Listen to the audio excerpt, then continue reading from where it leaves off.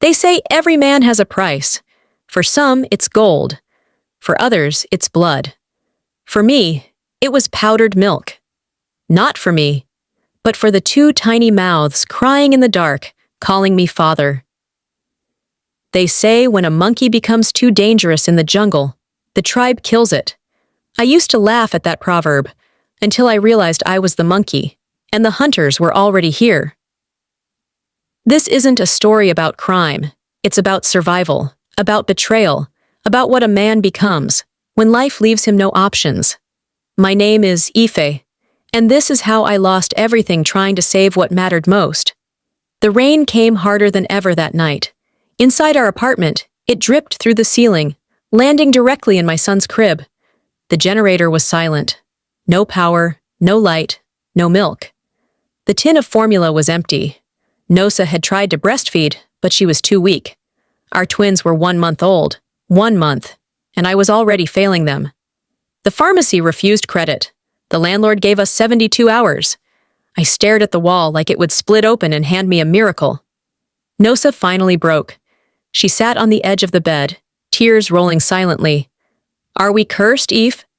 I had no answer, only guilt. Then came the knock.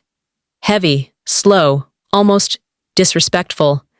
And when I opened the door, my past stood there in sunglasses and Gucci. Obaz. We grew up in the same ghetto, ate from the same pot. But while I chose books, he chose shortcuts. And now, I was the one who looked like a beggar. He didn't sit on the couch. He sat on the floor and picked up one of the twins like it was royalty. "Taiwo and Kihinda?" he asked. I nodded. "Cute," he said. "Shame they're starving." "You know I can fix this, right?" Obaz said. "Just one job, one transfer, one encrypted file. You'll wake up with 100,000 Naira in your account." I laughed, bitterly. "You want me to become a fraudster?" He smiled. "Number, I want your kids to live. But hey, if you prefer dignity over diapers, I'll leave." Nosa watched from the hallway. She didn't say a word. But her eyes, they were begging for help, even if her lips weren't. That night, I tried to sleep. But the babies wouldn't stop crying. Nosa was coughing now, and the fridge was so empty, it echoed. At exactly 3:12 a.m., I called Obaz. "One job," he replied. "That's all it takes." What he didn't say was that the job would cost me everything I loved. Obaz picked me up at 5 a.m. sharp. No traffic, no questions. Just silence and speed. We crossed the bridge into Ikoyi, where money smells different. Cleaner, colder. We arrived at a white duplex. Security cameras everywhere. Armed guard with no uniform. Inside, it felt like a tech startup, but smelled like secrets. Burnt wires, hot laptops, and fear. That's where I met him, Tunde. He didn't stand. He didn't smile. He just said, "So, this is the monkey that wants to dance." I wanted to speak, to explain, but all I could see was the gun holstered next to his chair. Obaz patted my back. "Relax now. You're family." That was the first lie. The job was simple. Disrupt a hospital's record system for 30 minutes. Just enough time for Tunde's fake patient file to process an insurance claim worth millions. I hesitated. "What if someone's real file gets lost?" I asked. Tunde stared at me. "Then they die, and you get paid. That's how the world works." I pressed enter. Just like that, I became a criminal. A quiet ping from my phone told me 100,000 Naira had entered my account. We drove back in silence. But my soul wasn't silent. I kept thinking of the babies and Nosa. Would she forgive me, if she never found out? I bought food, diapers, formula, even 2 mosquito nets. Nosa cried when she saw the bags. I told her I borrowed the money. She believed me. That was the second lie. That night, we slept for the first time in weeks, but at 3:41 a.m., a text came through. "Good work? Next task tomorrow, no excuses." Tate. Obaz called that morning. "One more job, bro, then you can disappear." But by then, I knew. Nobody disappears from Tunde. Not alive. The next job was dirtier. Clone a politician's email inbox.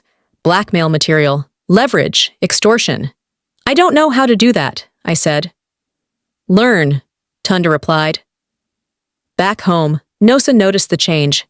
I flinched at every knock, jumped at every ringtone. She asked me again, "What are you into, Ify?" I said, "Nothing serious." That was the third lie. Then the real twist came. That night, Taiwo, my first son, stopped breathing. Just for a second, just long enough to scream, "God, please don't take him," in my head. We rushed him to the hospital, the same hospital I had hacked just days ago. His file was missing. He didn't exist in their system. My crime had erased my own son. The nurse said it again. "There's no patient file for Taiwo Adekunle. Are you sure you brought him here before?" I couldn't speak, because I had deleted him, not once. But when I pressed enter, I bribed a junior doctor. 10,000 naira in cash. He slipped Taiwo into the system manually. Oxygen was connected. And for a moment, the world exhaled. That night, Nosa didn't come home with me. She stayed at the hospital with both twins. I returned alone to a house filled with silence and guilt. The next morning, she didn't answer my calls. The hospital said she checked out. When I got home, the house was empty. Nosa was gone. She left a note. Just one line, "You're hiding something that could kill us." I collapsed. Not because she left, but because she was right. I called Obaz. "She's gone." He didn't ask where. He just said, "I warned you." This is why I work alone now. But I wasn't alone. Tund was watching. Tund called me that evening. Calm. Cold. "Next job drops tomorrow. I need full focus. Leave emotions out.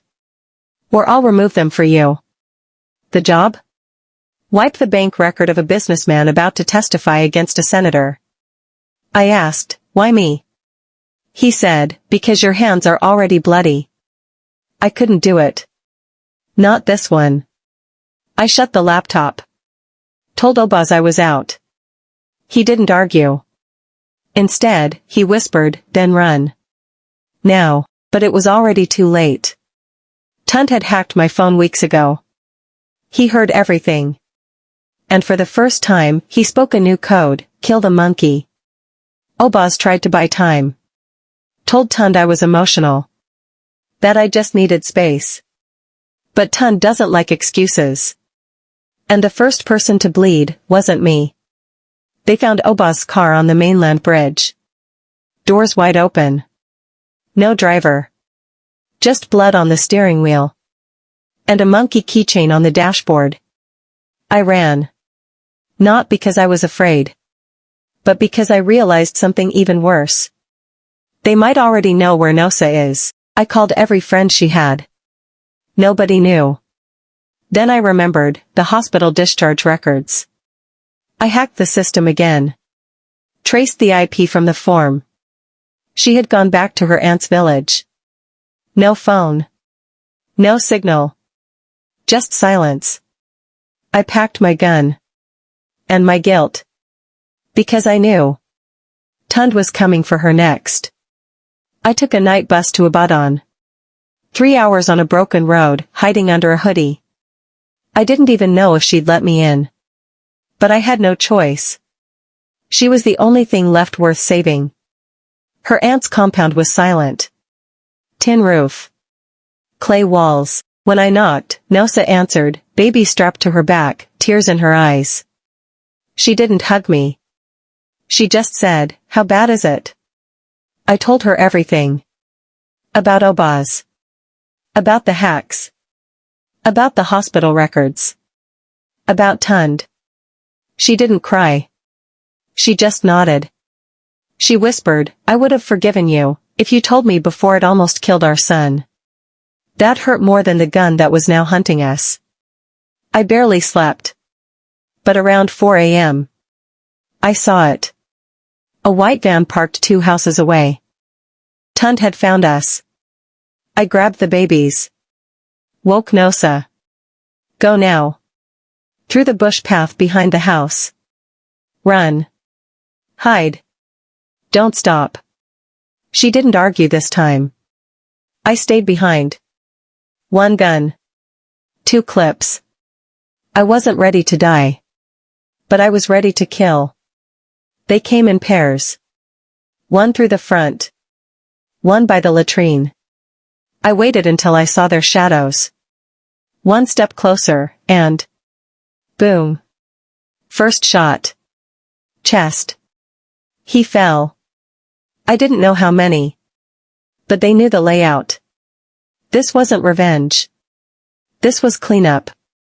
Just when I thought it was over. A voice behind me whispered, "Don't turn around." It wasn't Tund. It was a stranger. A man I hadn't seen in years. Detective Okeke. He didn't arrest me. He just said, "I've been tracking this ring for 3 years. You're the only one dumb enough to grow a conscience." I told him everything. Tund's list. The bank hacks. The senator blackmail. He already knew. What he didn't know was that Obaz was still alive. Tund faked Obaz's death to send a message. But he kept him alive, to extract passwords. I knew where he was. Okeke listened carefully. Then said, "Let's make a deal." The plan was insane. I would walk back into Tund's den, pretend I wanted back in. Buy time. Locate Obaz. Then Okeke would raid the place. Nausa begged me not to do it. Let the police handle it. But I knew Tund. He'd kill Obaz. Then come for me. So I looked at my sons. And I chose war. I wore the same shoes I wore the day my sons were born. It felt like a ritual. A return. Not to joy. But to fire. Tund's den hadn't changed.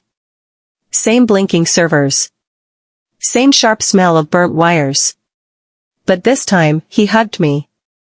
"The monkey came back to the tree," he said. I was angry, I lied. But I realized something. Men like me don't have options. Just orders. He laughed. "Now you're speaking the language." They didn't know the watch I wore had a hidden mic. Okeke was listening. Every second. I asked to see Obaz. "I miss my brother," I said. Tund narrowed his eyes. Then nodded. "He's still breathing. For now." Obaz was chained to a pipe. One eye swollen shut. But he smiled when he saw me. "Still alive?" I asked. "Barely," he croaked. "Not for long," said a voice behind me. He raised the gun. "You know, F. I always knew you were soft. That's why I followed your wife.